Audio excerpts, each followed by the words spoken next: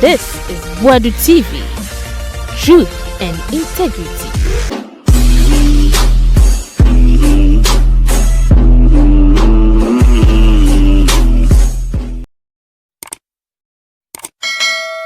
Yada se sabri bia mohwe Boadu TV mo hu hia ye pa yada mo nyina ase Yakopon hia mo na abusia onu se beye 2 weeks nie Christian Love ne enka ne Christian Love anya fa ne sa se Obaapa Christy ne ye frɛ no woni ne kunu ne ex-husband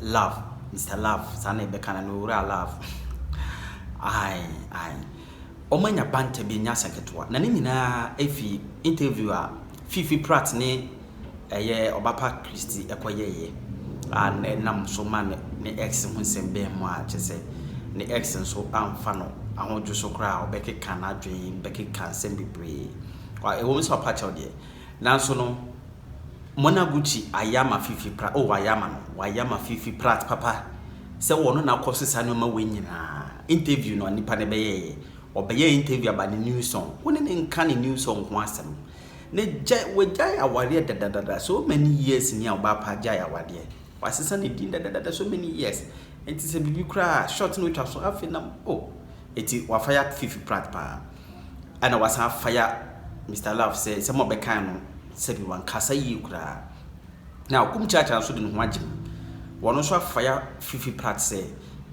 essential ni ada na yesa essential for ni bi ha dwen ya twetwe nsem ba sem ya kwotwe ba ye na ye den da kofa ba ye na ye den wo hu ama fo so ma atwe ni se na basa na yankoti na nseya mu na ye ti se Christian Love ni kunu ye Mr. Love me pesa me de pastor ne be so ni dey because ono nyame friend wo ba bia sa nigga no nyame bia ni wa friend no Nancy omunya sorry ano mo discover oba abaye bi wa sorry ho a oto nwumpe ende na oyo sofo maame ende na me nso me yo sofo sa Mr. Love ne die Christian Love ex-husband no nyame tumi ba ku se eni ni mu kotre kra wu a ontimi mfre kotre ne ma ne nsori nti ye wo ho na video yi ebeto odwa yes ede na esi na papa yi ogu ne mama me hu fi sa ena yeko hweye yes asene ade yiko de se yeko hwem ko hweye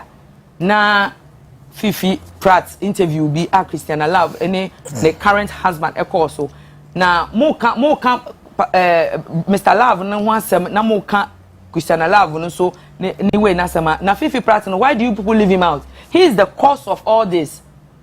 Fiifi Pratt de bia me catch her say who is senior journalist so sometimes no you don't act as one. Inti asa na man kola kasa wenim u Fiifi Pratt on se me ba Ghana nyina no wa frame interviews am on se mabasoda because e bia question na obebi sa me na ha na me ne wo yakon ho because we are journalists a unim say you know the code and ethics of journalism obi ene ne kunu ne current husband about we interview so and then you had the temerity to ask her questions about an ex.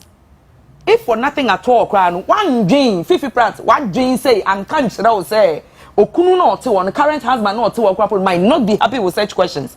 And when you watch the video, you could see say Christian Love ideally didn't want to even talk about her ex. Now so what is what is the meaning of this Fiifi Pratt? And Obia di papa na time Christian Love kuna time. No one is talking about Fiifi Pratt. The one who did the interview, no one is talking about it. It's not any you cry. Piamen so me Christian Love ni dey year friend so cry Obaapa Christy. Love dey ni dey on found to ne so biem. Obi to say sir Mr. Love no me busuafo entertain that kind of man in our home. But let us speak about Fiifi Pratt so. Fiifi Pratt or your journalist now or your interview granting interview no. Come on. You are bigger than this. What kind of interview is that? Who her interview now? Utimi who say ebusuafo utimi who say ma me ne onye na adwen say or can the ex-husband asem. Because if for nothing at all no also feel say to talk about my ex-husband e wo interview so wo mra me name current husband eti wo no it's a gross disrespect to my current husband. Now so Fiifi pia sem na shema me na and on say why do you do that? O pesa de ne ye crowd do Fiifi Pratt. Why do you do that? It's as if say would they be a hope say oh yeah we interview new year it should cause mayhem, it should cause just say it should trend for reasons a bit me higher than why do you do that? You are too grown for this. I'm not paying you to say oh yeah media no ye mu be a paper blackboard so near ye kun for cupboard girl and cupboard boys if I say classroom. And so when you do this you have little kids coming after you no mu didi wa them na or mu di weni mu ye form. We are not going to blame Mr. Love alone. Fiifi Pratt and so can you are the genesis of the entire what is the meaning of that? Say obi kunuti wana o bo X din. What is the meaning of that? Because we can hear video na who say Christian Love one can be born bia. But then and again, me the American say ade akoso aba nyina no. Nipa ba ko pe na me di blame ni ma no. Fiifi Pratt. Ono pe ene ye di blame no. Ebe ma no because we show interview now you could clearly see say she wasn't ready to. Now Mr. Love ne de o mate se waba be pacho nti no ase be tietia break so se na me ye ma adwen ma wo nde pa no se na wo ya wa adwen se wo se Obaapa Christy wo be di na tem 1 month no kan no ye be di watem 1 year ya ye adwen se nka Obaapa Christy wo ho wo so be twa bo no 1 month ye de ya adwen se nka 1 year de bia me come social media platform amene wo de bia amene wo 14 years ago Oba interview so radio so egu mami hu fi poto ugu ni hu fi poto ensema ensese woka na nyankopon hu sister na komemu eno say meba me de bema fufuro bi ebrew na sa bema no opema wure fi ware ho nsem nyina enne Obaapa Christy versus those days Obaapa Christy sanka Obaapa Christy onye oba papa na say onye good woman nka adenti no no waware na wo Mr. Love won ware ade nene de adaje ne ni pusunti a ene yesi waba be pacho nti anka nsem bi anka mba be keka kire wo no ka be hu se Ghana ha ye nsuro mu papa mame papa me boefu pa o me boefu pa adwobrɛ wo Fiifi die me ankasa medikan abobɔ bia ma no oh sir oh media ni bebia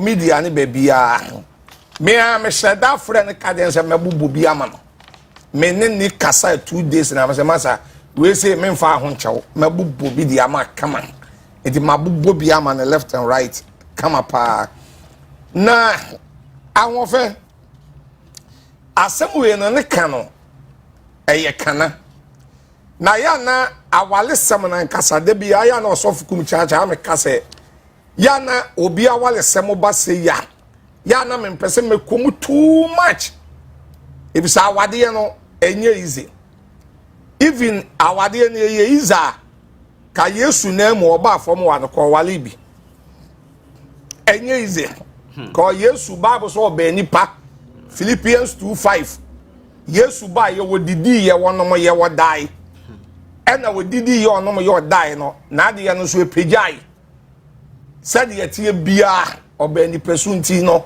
ade ye ni pejai ba wade ye ni nyeize eye iza anka oba wale bi ena Yesu ba wiase na owale ye ena wonya oba bi pa te say dinosaur one size ni bia anka Yesu kura no ka wale ya de ne bekọ buru nsem jam ama Yesu na emu no ni ja na ono ahye no ono anse akwadam em say awade no enye easy Paul na ka bi say anka be ya anka yentre set say wono Paul ba Paul so no usua books kakra me say no anya depress ni dementia na ade oh no crapa because Paul nsem ni bebro wa nsisi so say ye montra set say me Paul now she say be soft Kumchacha metiwe na hwe ma fefe mi no atiwe ya amielu say papa say me ka ho ye so dey host oh okay me das na ye hwe ma mugu afefe ya be ya de trese ni de ne Roman fathers nyina akora a won ye so won be trese kora no ntumi ntrese because ade ne peja Roman sisters akora ntumi ntra wo be hie bi kora na ebinyam Oko so hwe ba ko pe no hu say no ade we de dodo meto aso na eja on to aso ko ti awade no ne nsam kan na den ti ya na ba se ya na osofu Kumchacha me pese me kom too much na ma me baby a wudi free ya na wo de ba no Pastor Love I think so ye sofo pa wa ye sofo na ebufuo ba ya na nipa tu me kan samwa edu ba bia no no anso atranse ehun se man kasa yie eti no wa be pa che wo no e wo me bom nsamo ma Pastor Love eje nipa nyina na ye bibia won tu me koba e be pa che wo sabe o bo adontin boatin din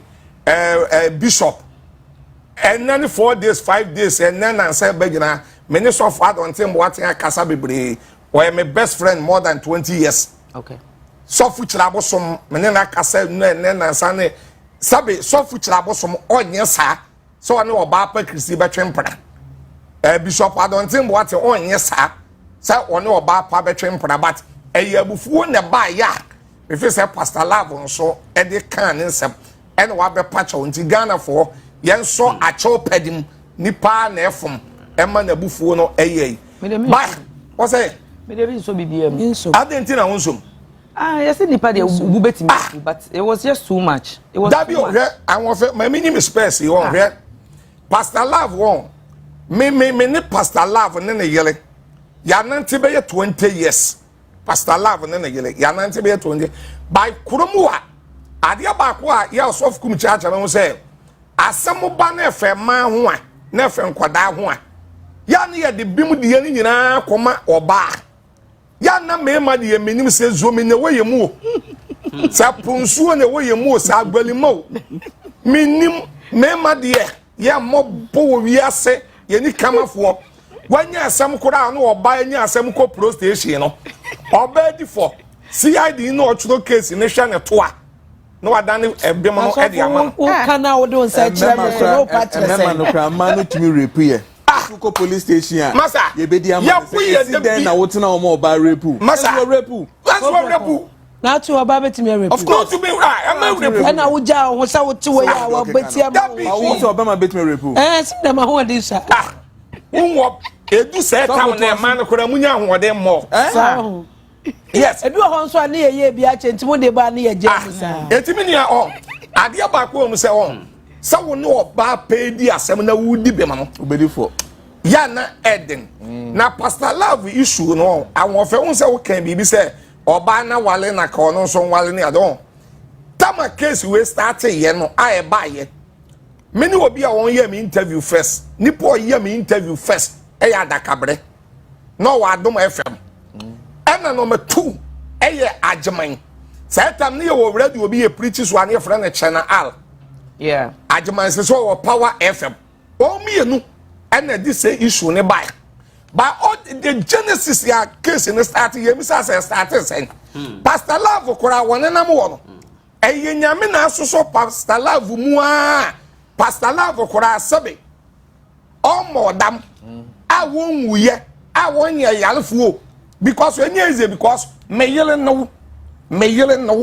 wonyem me magivisa amount me twa ticket amount ko Germany da ko bra na fe me yiri wo Germany amaja ne kwan ko bra na fe Matias enfoforo se woni abrante ye no okoso ye ne so no esese ho se de ya tesem nenye wodo na awale no na me pa che se de o se o te ye ne se ya tesem no na aba da bi o sa atesem no sa mamudi a na ya atesem by atesem na yete ye na won keka no ema papa ya wawale ye nua ba Obaapa Christy ebe ka so ye ne manager ono choro nyomo ma no ema koye Germany ho ema ebe ye Ghana ha wo ema ebe ye nsem bebre sa atesem na yete ye no onipa na yete sa atesem no fa no wono no wawale ne no and I said the other one no be kan na bebem Bible said the other one touch ma be kan na bebem eti no say the one is so no ene ye papa tie Obaapa Christy moves minimum long time what you say minimum long time something happened in the marriage papa nankasa no olusu love e ma na yire no whatever happened no so okay so am robbery case bi no okay that you said them no na wonyema wo ko wuo tie before onyemo no kra no onyemo no before obenyemo no the whole family had encountered a bitter situation anke say a private issue minimum Obaapa Christy pa na me pastor ire ne pamu ntade ma no nti oba me pastor ire ni fia oba makaya ire ni fia na me wo all the time what I say nti asemesi won kukuom what I say nti na ma papa nankasa no whatever omo experience ye no ama odo na owo mama me nankasa no eni ni mu na eni wu mu na se wo kowo a ade ye wo wie na abusua ntrase ni engu awade yen ba me nua ba de wo mu se wo sa ade no ba bi efiri ba ye no ayese sebe me nua ba wa be soye me so wo be soye me so ne ye bi sa se wo den ne me a wo se me ma me nua ba ne me na wo ma me nua ba ne me a na ye den na ma me nua ba me tumi no be wale ye what say eti pastor love me wonam wo no ankasa no hwe se obi ko depress won kan say depression any say ne mani ma pastor love wonam won eyenyame na aso ni mu from 14 years edi bepim no I ti say kwaku manu di ye bi pepepe kwaku manu enyo no de ne yini kwa burochile me de oba kwa burochile ko na so ajafu pray ko kwa se de America tie da ko ya was a makonya buroni eti wo de amato wa chene eti ni ama mi nya broken heart ana kwaku man don na mo ni papa mu ni dabi o na broken heart no obi nya ye tro wo na me can say one thing about women oba ne wo ho na wo hu se na wusifa de don no esesa o man ne lack emotionally odu baby a be ma bia obe man that kind of emotional attention no obe to sa be man no dom ki keke ne de ma wo nyoba me ka kire wo se wa ware na ye ne wedding se den na ono one wo te ho o feel say odo a wo de don no eswati ana say undo ni bioma she knows because we ye ne dia so for man me odu baby okodu baby na say be man the kind of attention na first no anatete no de man obeka but the woman say me ki woni say boy ma betimi akaka ma oba ka ne ko say si TV3 ni mu ha oba say ka ne keke you are falling in love about that o de and o huntie me na me woso papa the woman say awon fe eti na say we oba what awade ase na fi say awade ne nyema wo agai mimi wo oba wawale aka wase no na woko baba ne nam so obi ya je na wo 37 ama be ma foforo ne da se wo ba no ye baifo ba se wo ba no ni suban jaiwie na koche wo kwase empene but wenya ya nwie na ka wase na se sebe wo kona meni mi ku ni wo problem nti wo kwa be ma bi anu wa ba mu aman na wakoto ni dom dabi eti so ye di ye wi ansa na ye de fata jawade ye ni frase na fe live life na fe ko be ma foforo so but me hwe ye can't say ye nua ba Obaapa Christy di ye ya sabe no ne pastor love nja ya wade but na papa ne tete na emotion na what tete wa that be there is a difference between what tete wo any divorce what tete wa weja awade be na wo wi ase a atiti ni. Now, someone could cheat. We don't have any concrete evidence say Waka could cheat. No, but the end result of the cheating is what we are seeing. Now, sometimes so no. And after 14 years, I finish show up. The woman is saying, the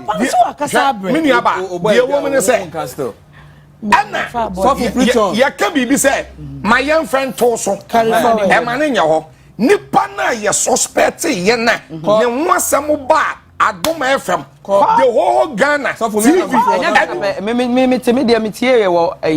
you send the panan no one na wale and I said be at the end of the day she found solace in that manner so into what confirming David Jamaica say ebia na eni o ma dream people say they are cheating. But ebia mo dey about to so publicly say ebia they are cheating. And at the end of the day no man can say you trim. And ebetimi aye, you be ebetimi abe. Dem ebetimi. Papa be dey yeti wa ha say ye no ye team Christine yeti ha o. Eti hwe ni wa mo be ka the woman say I want fair. Yes, when so for Kumchacha twempna. Na mpna no sebe yaka na enya no kora eno che say yakanti en kwatwempna ana se betimi aka odo betimi asa so bi say adenti na ye me compare ewiase se me pew hwe ewiase police for hwe wache wo so dwane ya se me kwase be makam wo tie ye easy na to de wo tie na ye easy me say pastor love wonam wo no once when he's depressed about the rest. Apart from obrofo awo canon, I saw be a waboa woda. Then or baby to me bonde kedi chini etwene to ase bo be maybe dua domeno eye ne maybe sabe ne ho akodim ebi a waboa wo. Eti pastor love so wo hwese ne ebi a they went kumase ayewo no Obaapa start yen kakra that kwande ko wo bra na bibi se ekosi a enu so be ya ya wo de ma me fa no nto nchen na sabe wako interview na wako no won se maka se Fiifi Pratt no nam wo wako ko so obi okoyi a wo de won de me ni pa no tumi kama de nchele akọ ko so obi okoyi funso ntoma da Fiifi wan kasa me ni pastor love aba kingdom ema wan kasa wonim issues nyina A to Z. Aha, now we san so share the bisa questions say their own say that na mini aba Obaapa Christy Kureban na kasa bi ni kun ni na chi a different be mai di na chi wo studio it wo fi say wo bi sa na say question no that ka be ma ni be ma foforo na wa wale no that ka Obaapa akotena wo na love you good na what is saying na ko pastor love abasoa when say ko do fie nso a ebetimi egu ono so na ware ebetumi di problem aba yeah ebi say wi ase nyame kora atwekora eti Fiifi de wo ye ne de wanye ne ye eti na hofa me disi no mo ma ye mfa bram ni nyina ma pastor love na emema yanso ye bra ebi bra wa awade da no me kan wo so we so say o pa won bra wa awade mu pe ya asofo oh there be ye nji ntum ye betimi a defend case we asofo bra wa awade woni ma de asofo bra wa awade kraman kanipa enye news nipa ka kraman ya eye news yan ya won frɛ ye wan man church no yan ye na awade ye na ye hwɛ na enye yi ani ye gya ne nam ye baabi but Methodist, Presby, Pentecost, CAC, Assemblies of God, Pentecost, we are software ye nya awade ye wo ho sa hey ko jaw awade ye wo Pentecost, Assemblies of God. That's software no for na ni wo software wo betimi eti ebi no mo yire te won ebi afa wonye BP bipolar dementia coronavirus depression papa de emo mo be maka Kumchacha se mo wo keni na a wo kan fa mo de mo ade fra software so kafra brade ma betra siye Prophet Kumchacha pastor Bakupe me pa cho asemo kan fa pastor love hono me pastor love me hunu say enyama oyenia wa sheda na oyesa anyama ni nkofo nya broken heart but mo kasa yi onim kasa be ma say no ba be na betimi ne natena mama na endure for a long time nti otimi usa mama no eyaw wonimu se ba mama ni ko Germany a woni tirimo ma sa na yete so we treat ye bad ye din amount time yeah enti na ye building hatred wo yemu exactly obema wo kasa otimi so kwase jimifo minimu asase obi a wasase yeah obi ani ho ni asase enti otimi wu so oya sister na o starting from now when you obi a and now you obi enkan hwemanim me pa to me enkan hwe o mic o camera me enkan hwe wani ba se ne wo kana asem ti na meka on kan hwe bema say no when you otimi fo die betimi die di na ye die di no because on wo ba yeah this is not the first time. The first interview papa ye the woo did sister natem adam na sister ne to studio ha wo su and sister no kwa wa ya de me no ware me a anka me di me ho ne mpa so I to 7 na me de ade sorry but ade a wo ye ya sama wo ka I asema make can because kasa na wo kasa no yen kasa santro ba kasa sa umma obani no na me say ya me pese mo be ka yen kasa santro ba na be ma de wonye nipa be ma de wonye nipa papa ure so kasa cho ba sa no so dabi oba bi tumi gina be ma ni tumi se ne kwase abo agimi fo enye kutala enye ni situation no de na me ka but oba bi so tumi ebie na no etumi ka kire be ma wa no bagaya se ka so asase enu ya wo wasama enu ya wo wasama me pesa ya ni bia no matter how papa ne kasa no oti mu se ma me no wa hobrase ene ma ne ye do so oti munya kefo ma ahobrase edien de bia no abedidi na ta abe pa achow na aka ne we di ni ugu ne hu fi nsesen sa ehugu ogu ne hu fi na ko ogu ne hu fi ama be ma ne jan because some no keka and on the software we will and on the software you been on what said I say what would the nguni and bear back would need to buy back to say your bar me for the bonnet Canada was said that and oh yes sir now as for boom dean as of we so yere congregation ebufu na buy ebufu ben and to bear my say so before say to be fast kind wo we jana ne nyambe shira no me that's all short and brief today the team is tough we are tough we are one scanning and ile jana wadane kwa winseni da ene no dey watch it one scanning and ile jana wadane kwa winseni da masa proba yo da eyo betom sa wan satra wo sika wo ba bia ni wiase awunya no be no Bema you ni ska element love ne so ne dey say Obaapa Christy love ko onya bi da onya say love ne ento ba bi e te say Christian love so Obaapa Christy good Auntie Mona yo do you mechia kumchacha ana afen so no atiefo nyina encha kase enkonfama irozi ono ana de me shoe yi ebeche me nice I can't say omre me bi nso pacho Mona say ya brain bi why ye da say asem we ya ye kan ye tase no obazinsafo ma ye be sepa ni koni aba yeah ba ye mbisa ye ho say asem na si da ben 14 years ago exactly ye mu bi wo ho ani ye nyiye yeah enti ni yehu na ahase nkakra ni yedi anyi kame ese pastor love ye duabo ama na fifi sabe nkwan ni ye jao cram any expiring date that be so for that ya na mentia that be cram no ni paponi so se o your for said ye wo ye nyame nipa na me ye fro na me nyina ho yeah ya fro na sofu kumchacha nyina ho na nte aba ni ho wo na wo ni ho aso sese nyankopon na afra wa broken heart be na ye fa ma nyankopon wo nyankopon no boss ro ni asase broken heart be ya broken heart be ya wa sofu wa ha wo mo krom ha wo mo ne nkrofo da wo mo office wo mo yire no mo chi wo mo de bia 14 years ago afra na wo hu ni se broken heart a chew enti so oba no so ya ne hu fi sade wo ye hu fi no na ma me opeso okasa ogidi so krom ye betena ai ana oba kwasia ana be matafri utwam sabe na ware no wo na ware na sabe o ka fra be pachawo wo ku na ware no so fu ja bi wa be pachawo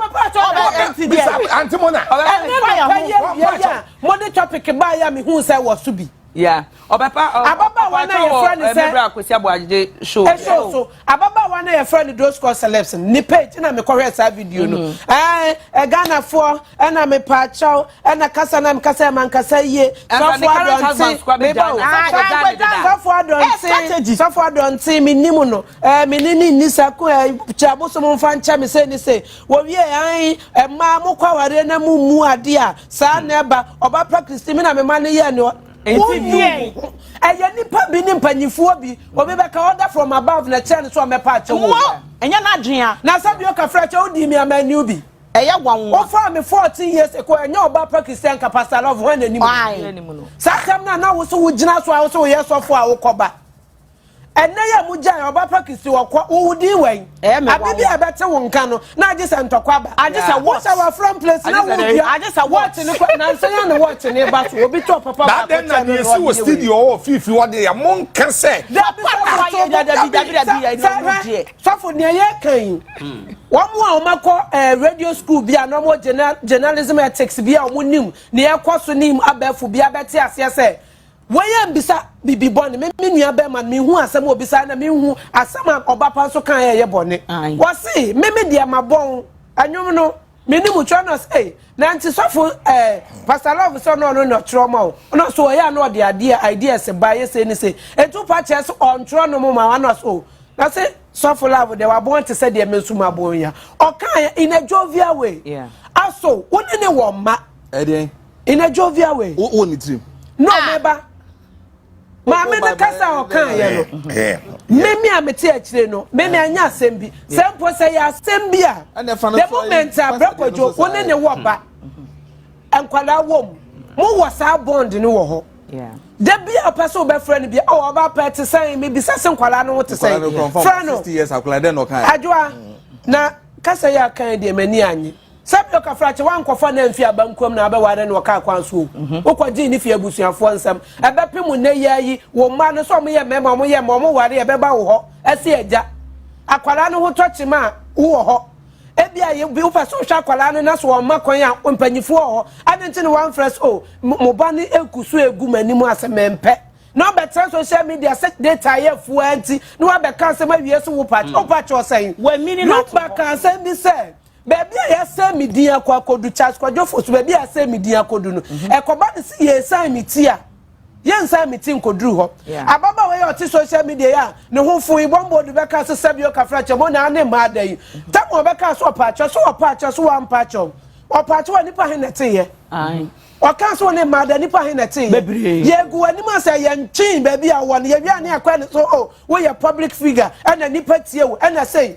na pastor love no ni followers en ko be sa de wada romato obema bia sa why na bi to ma mentum sofo abra obema bia 7 obeya sa de ni bia no he da bi on to me na sunsun when you say asema on ti keke be say na emie mame Yes. obema bia obeya sa de no oba bia obeya sa de oni ni bejai na kwa se o hatred bi mra sepo no wakasa ogusu pew atopa bia otwi ni wodem egusu kai Yeah. enti na onim so pe wade no enye wona abeka so obi akodi ni wo Germany ani yanimo Yeah. wonim nkrofo yedi o moyira o monkasa mo e wo kroma wonim nkrofo obu kro ni wo di ya de pa so for me dia me Bible me nko Bible school da ebia na awrade ayadum ni ma share sofo bi wo zonzo me na obawade me amama sofo ma me abenim O wa sorry mpo kamema. Wow, you suffer mommy. Oh how? Better than was sorry. Sorry they give you. Sunday skin nko. Better skin in it. Ya crop top. What I say? Asem ya make me nim Bible mo. Be mo amunim Bible no makwa kosua no. Mo say Bible ne sesa wo kwato so obi afa oyire. Na wo pe oba na agi ayefra na ni oba na ntena. E wo quotation me. Minim sofo mo tai mo tai mo wie ni sabo no na wo kwode a. Sum no na won kwagya no wonko. Wonim so pa oyire na abusuan ntena se mo nyansiesie na mo mfamra. Na kwanya mo atena se din na mokọ. Na mo mpe de wagya na afiachi ni abofunu biem. Ade na aka. Sabia me kwatwa me kwate ne ma nya ntwa me dro se ka wanzam ni ho. Yentu man ne fo se wo wale a wa wale. E ma wale ye nya sabe kwate die. Aduane a me din na na wale nya sabe kwate die. De wo kan me no nya adwe. Bi so me no nya adwe. So me no nya adwe. Da bi so me no nya adwe. 14 years. E ma awade enya sabe kwate die. Kwate awade ni kuro nya e ma wale kwate die. So me no nya adwe. Me no nya adwe. Ya send the bag. No ya ka wale sama na ya ka di ata na mo yesa. Papa team no and mo wa ya sa ba ya so ya yi musa nwane de ya ban kwan. that's all Ya ka kire mo 14 years ago. Yanso ya ba so ne mo so. Yanso mo so ne yanso ya ba so ne mo so bi. Mo so ne ya ba so ne. Yanso ya ba so ne sofo. 14 years. And I'm going to be a man who did 14 years and coin. Such 14 years, no Obaapa Christy, Obaapa Christy. Send the team no so. Now, I am a man at Green San Yankupo, Sabioka Frata, where you chrome Quetiani, where you chrome Tiffany, Siano, who was with the attack. Now, I'm deputy was showing this off for your deputy. Hannah Cattle, until being from your deputy. Wow, me that 14 years. Sister 14 years. Yeah. Oh, 1 minute. That is a man Sabioka Frata. What Nabusiam? What Nabusiam? One year other 4. Oh, be 1 year ferry 4. So far, don't tell what to Pastor Lova on them was yow, not Cocha Crab, Bunko to get. Yeah. Adai, Musare Namoka because yes, Namoka Sasa. Adai.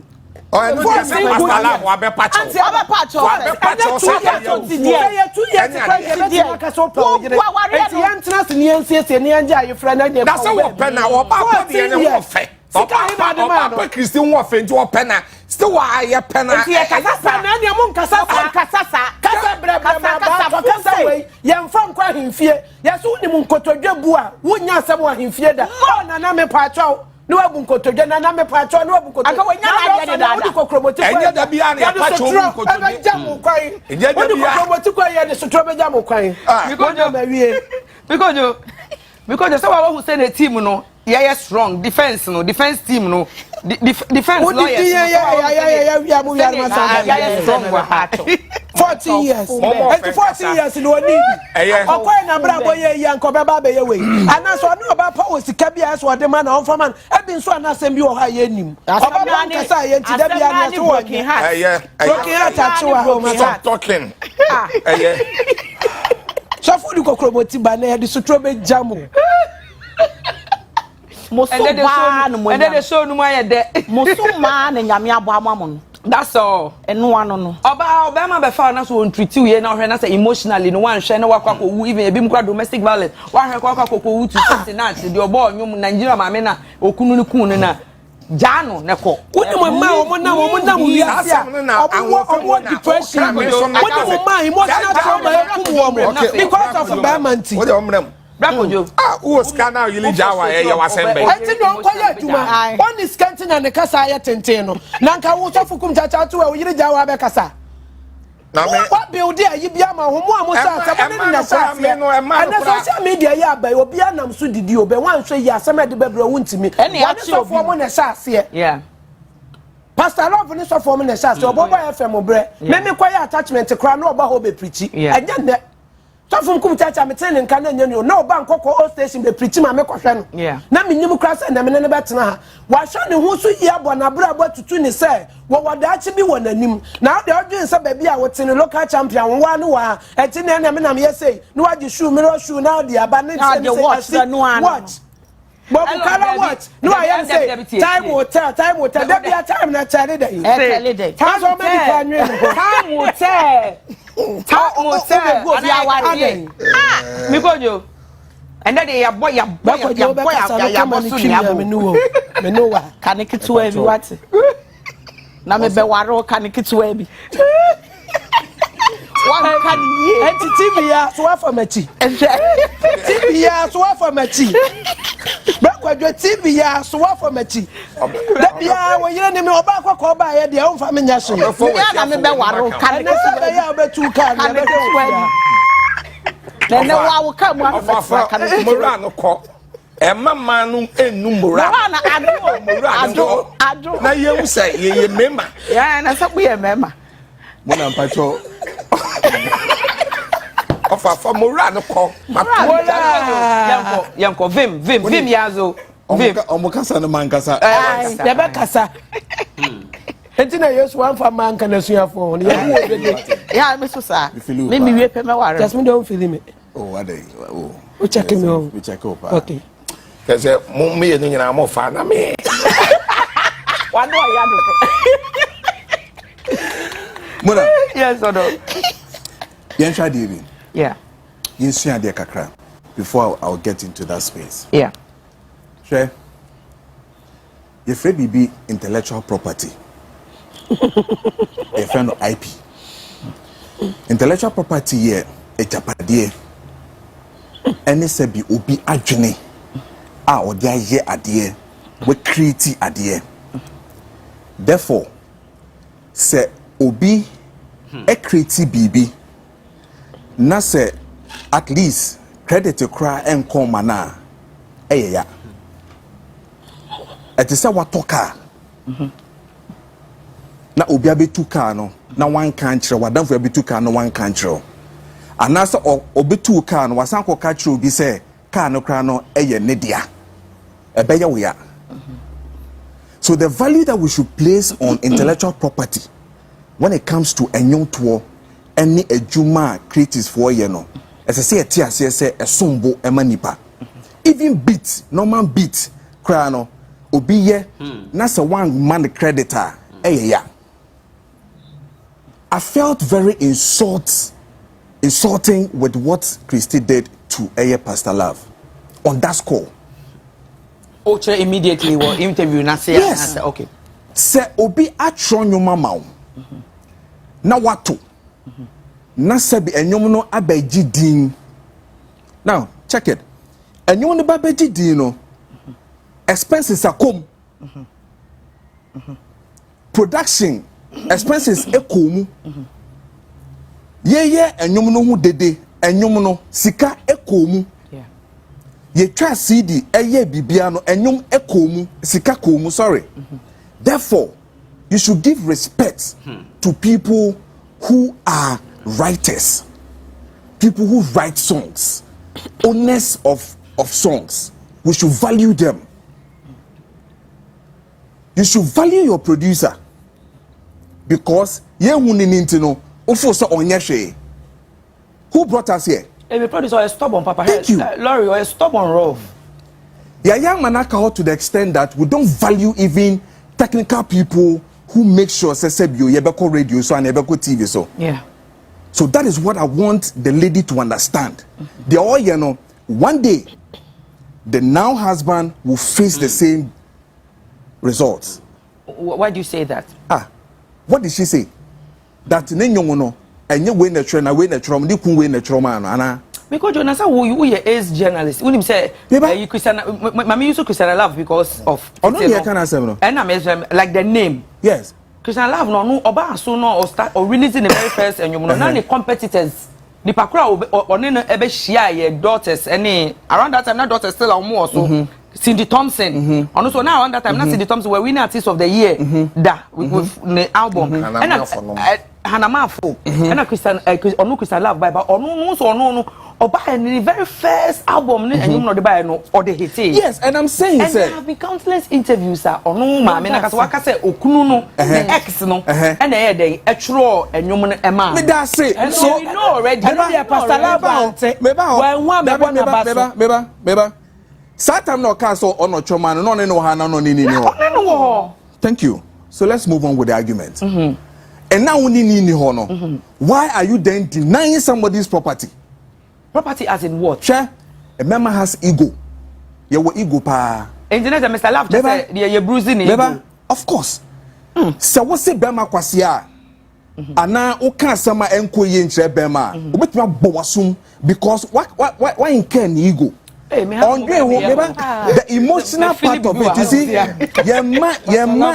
want to mean kasasa keke enche bema. Okay.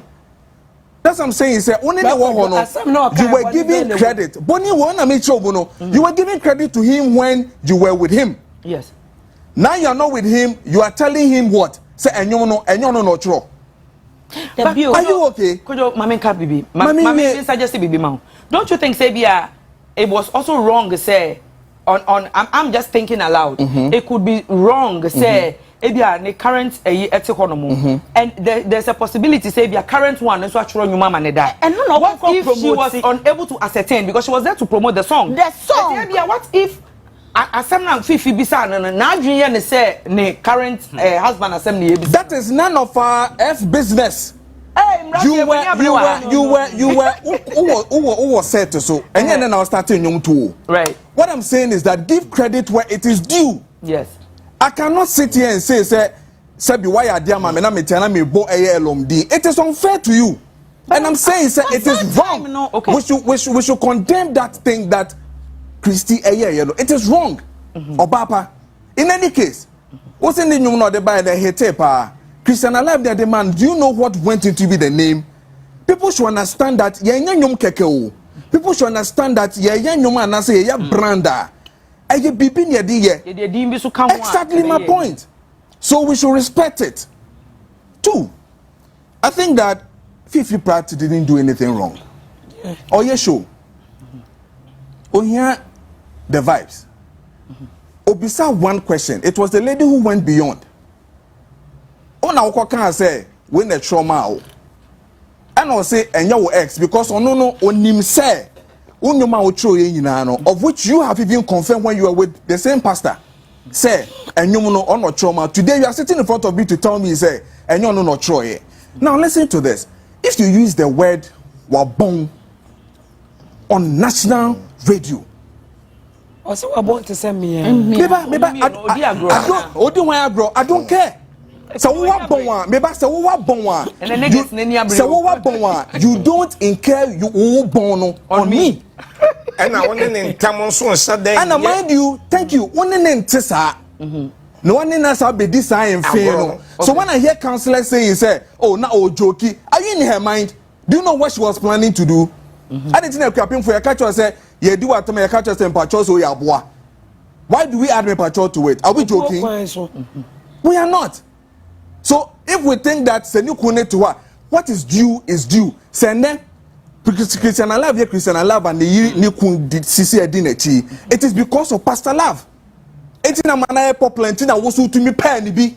And okay, good. So what credit is due? Give credit. Who come to work right now will say yes. When you man me too you know. And your Pastor Love na Troy. What is wrong with that? Again, Pastor Love akonyema bebremu. The day this issue happened, I was producing at a cabinet with multimedia. Adum Tema. Yeah, I remember. Yes. We were the first to do this story in the morning on the morning show. Just now, Bemano can asama hano ya. That's all go too far. Are yet meba. Emako too far. Mama they go too far yechi. No, but that's a man. This is who you are supposed to bring it out. Meba can mama say ono kan when they atem. So the emphasis on the atem cry. Any problem. When the atem cry, any problem. Now, Bemana can some actually say adena waye no. Eye ne ya. O kan no boko. So one can boko krana one can boko krana that time 14 years ago now one can boko krana. Eye dey asino. 14 years even if I am when dating, are we talking about 14 years ago? Or making the point into the even if I am dating Elom and then I see Kumchacha's message to her that I love you, I get pissed. You should. Don't I? You should. So what is wrong with Pastor Love getting angry about somebody? Me or you say I'm didn't call German obi afano. Why won't I talk? Why won't I be angry about it? You have the right. Thank you. Yeah. 2, we all saw Pastor Love sitting at a branch here drinking. Alcoholic on Nomunsa or Sofumwa. She got off. None of these women, none of these counselors who are talking on radio want to compensate to that particular man. Ofenya broken heart to chrome heart.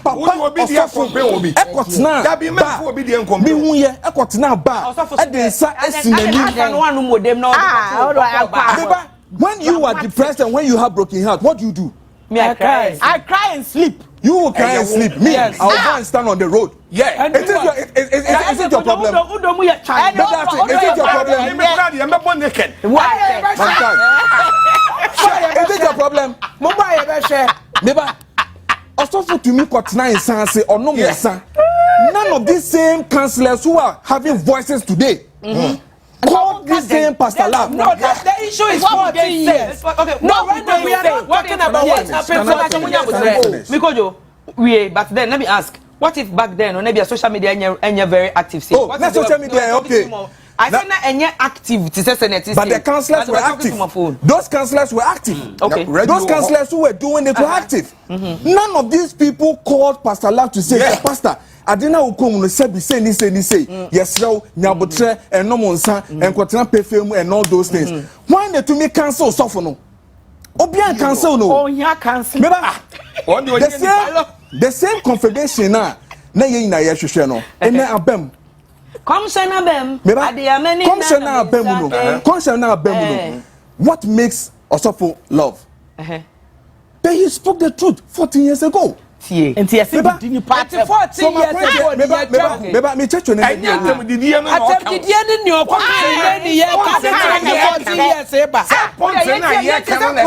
Building a point or building the defense, you know.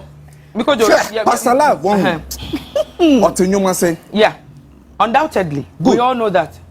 Ain't he say, me no way jai, me try your mouth. And you mean now what so performing? Performing right be a call ho. Is that what it is? Copyright law does Christian Love understands copyright? No problem. And I'm saying say just credit me. It doesn't spoil anything. 2. Enkwala no mo me no wa wunyina kra no. Efia. Akwala ba ko a owom 16 years. You heard Pastor Love saying say ono kra no ope akwala ne number kra no. Obaapa farmer no. Okwaji o baby. Oni akwala ne kasa wie ya. You had audacity to tell that little girl 16 years and say enya ne papa no na ne papa ni do worry ni sisia no. How do you do that as a woman? Asem wenia. How do you do that as a woman? And you want the man to be happy and clapping? Me, I have a daughter in the UK. I'm facing the same problem. The child has been told that I'm his uncle. You want me to be happy? No, you. That's how when did you be at me? Baby, you want me to be happy? Did you any bonus? And your bonus.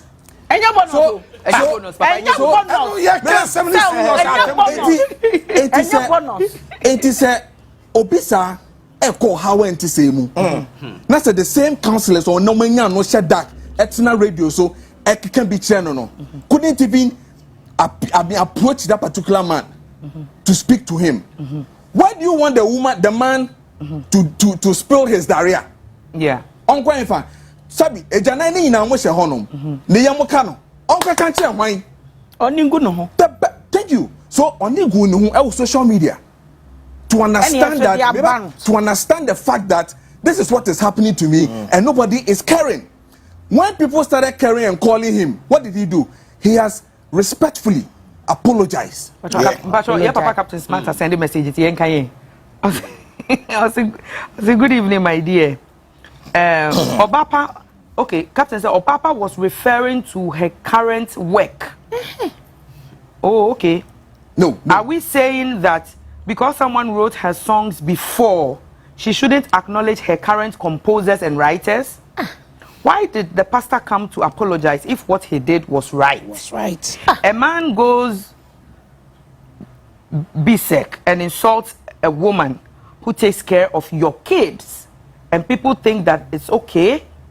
And the way they first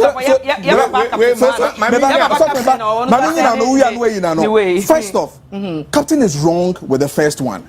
He should listen to the tape again. The tape was not about her current song. Because you know the song. The reason why Captain so ever doing that, and I thought the same thing that Captain so thinking it was because once Obaapa Kabibi said, once we current idea, what's your interview now? Interview now. Obaapa also thought to say a current situation. Okay, I'll go with what you just said. Yes. Okay, granted it was a question for current. Yeah. Who went beyond to go and say send the ex are born? When the cancer? That be one when the cancer? No. Sorry, Kanokai. Thank you to why the we nyansa for sabi. We nyansa for na ye interview no. Ah ye bisa wo current no. Ah wo ka say the real se sia no nyom na wo ka no. Enye ex.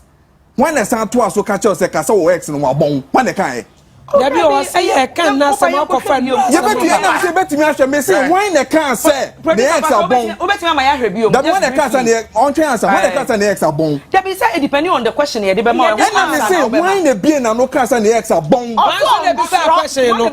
Oh, right. Who answered it? Christine answered. She knows say Ojai be ma 14 years ago. And to obi be bisa the question na omo bisa no past question 14 years. It's enough. She made it known. She established the fact say once we current asema what you say. And so Chrissy just had it in mind. Say I am not denying the fact that she did say that current. Okay. Okay. Yeah. I am only asking us a simple question. That Captain is a journalist like myself. Exactly. He is smart to get the news. Yeah. And so is Pratt. Yes. Okay? So when you hit on the right spot, me, I will go for the kill. And that is what Pratt did. So Pratt went for the kill. And you, the one that we are interviewing you, also went berserk by calling your ex, boom. You could have then moved on and say, Massa, I now be Sameno, I don't want to talk about it. Let's move on. You could have been straight. But she tried. She tried but Fiifi didn't give her. Exactly, because I'm the one interviewing you and I need it. I need my bite. Not trend, I need my bite. Okay. 2, Captain is talking about say on now. I just told you right now. So I just told you right now. The man is complaining that her 16-year-old child on to me friend. Now what is say and papa no. Oh no, Captain. If they said the same thing and I told you my own, how would you feel? That wow. Na obana kache obane say enyo papa no na you before o papa ne de one no sisiana. How would you feel as a man? Because now what to criticize? You feel bad. Thank you. So we shouldn't play with it and say because of cancer, a male has gone berserk. We have feelings, we have blood. Yeah.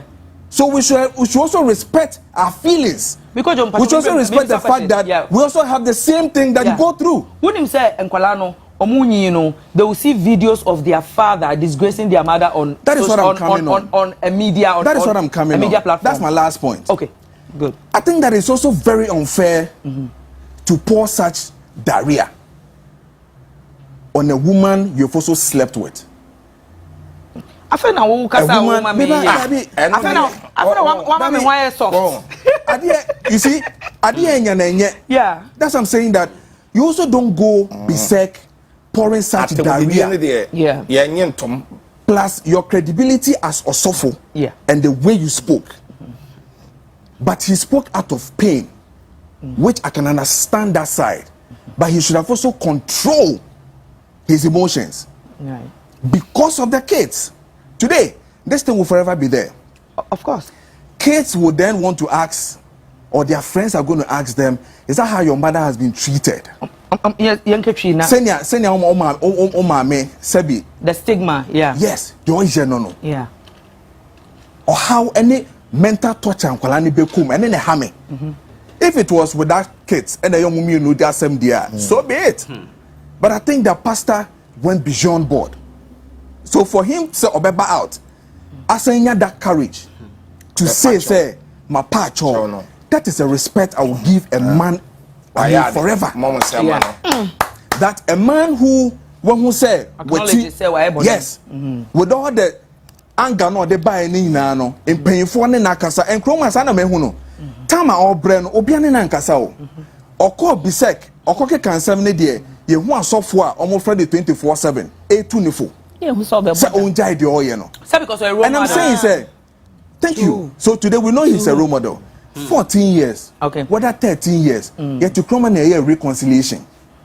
Time at Rollins, time, be a reconciliation or chroma, yeah, reconciliation. 83, 63, 7, yanka or chroma. So what is the problem with say, Menena dating for 14 years, therefore, I am a said then, and yan yaw, a yan somehow go through. Okay. And we should acknowledge the fact that at least Papa Ninya Krano, Nipa or accusing is say, on no Eshisha, said on any die, no. Today, a papa no warren and answer your papa no warren. Certainly, a prophecy na bem.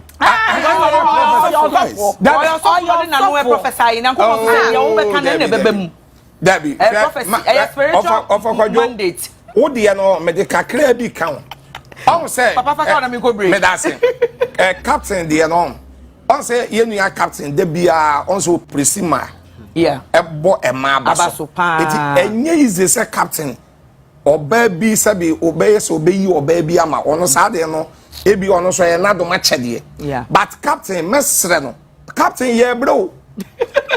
Captain. Na so no mo bre, ono no nim so bre, ono mo bre. Emema ye bro. Na ye de baby a emema ye bre. But ye bre asantifu quotation.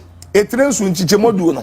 on si be menso enso da bia yesugu yeyam da bia yesugu yeyam enti ye brepa ana sade na wo kan say ebi a fifi bi sa na yesele no ana enya bufuo no sabio eye na ka woni nipa ntem wo awale bi on ma egu ni peaceful so mo ye namfofo but we die no awale we say no entisa awale we ni entisa eti die wo mu an say kukuru ni jaya me da se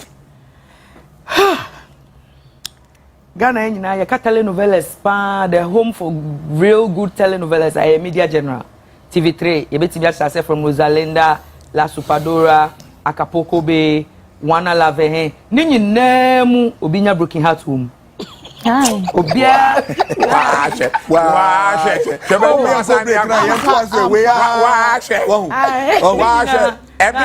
broken heart na be o mutimi ye binyama bebre utimi wo say Wana Lave say kwa yetimi kojuju ba ko ne tie be my current husband yetimi kojuju ne tie obetuka na wakonya accident na chese eyaniama bebre iti Mr. Love so ono so how our person also expressing the pain and the depression near the idea no and or they to social media time will tell